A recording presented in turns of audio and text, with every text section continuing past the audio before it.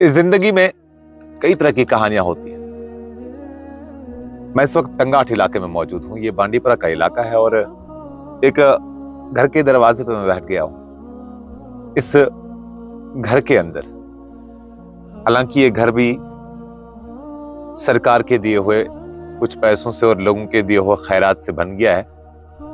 चारदीवारी बन गई है जरूर, लेकिन कमरे आधे अधूरे हैं, जिनके ऊपर छत नहीं है, नीचे फर्श नहीं है, खिड़कियां खुली है। और इस घर का जो मालिक है वो अकेला ही वाहिद एक ऐसा शख्स था या एक फर्द था इस घर के अंदर, जो अपने अहल वयाल के लिए कशमकश कर रहा था, रोजी रोटी कमाने की कोशिश कर रहा था। लोग कहते हैं कि ये लोगों के बेड़ वगैरह जो है चरवाता था और उसी से अपने घर का खर्चा वगैरह चला लेता था। एक ही बेटी है इस शख्स की, उम्र रसीदा है, काफी बुजुर्ग है, और एक छोटी सी बेटी है और अहलिया है, बाकी कोई नहीं है। और मकामी लोगों ने ही कहा कि इसका कोई नहीं है, न इसका बाप है, न माँ है, न भाई है, न बहन है। और आज खुद भी इस शख्स ने कहा कि सगा अपना कोई नहीं है, मतलब इसका कोई अपना नहीं है। बच्चे दूर दूर के रिश्तेदार होंगे, लेकिन फिलहाल इसके पास अपना भाई, बाप, माँ, बहन के नाम पे कोई ऐसा रिश्ता नहीं है जो इसको संभाल सकते।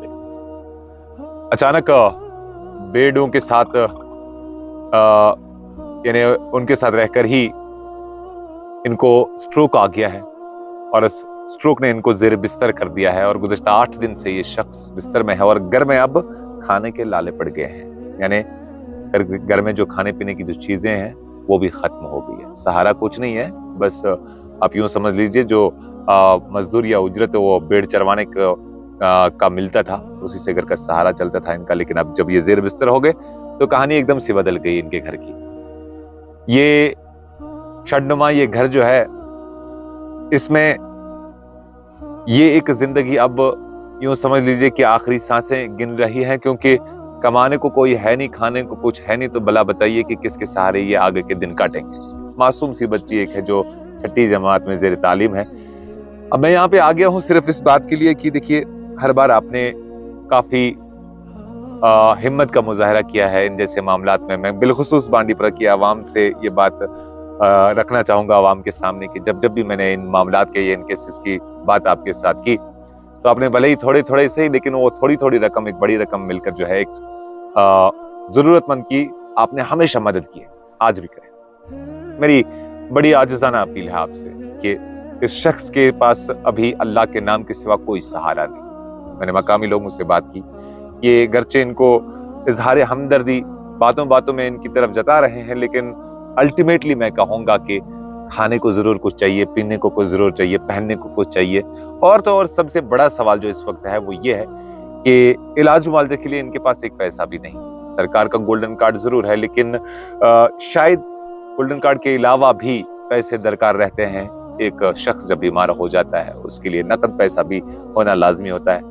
और जिस शख्स के पास अब चावल भी नहीं रहा हो, अब दीगर चीजें भी रहा हो, वो भला बताइए हजारों की रकम कहाँ से लाएगा या लाखों की रकम कहाँ से लाएगा और फिर अपना इलाज मुआवजा कराएगा। मासूम सी बच्ची है, उस बच्ची की तरफ देख के इंसान फिर बड़े गहरे सवालात में फंस जाता है।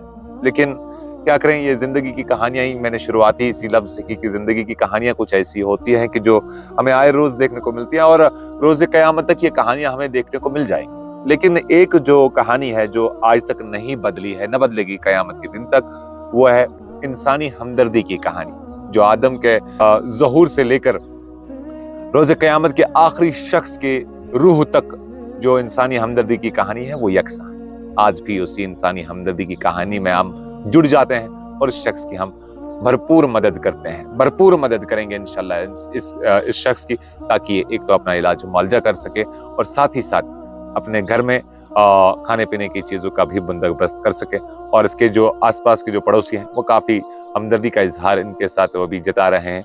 वो इसके लिए कुछ खाने पीने का सामान इकट्ठा करें, लाएं, इस घर में रखें और ये शख्स अपने लिए इलाज मुआवजा भी करा पाए।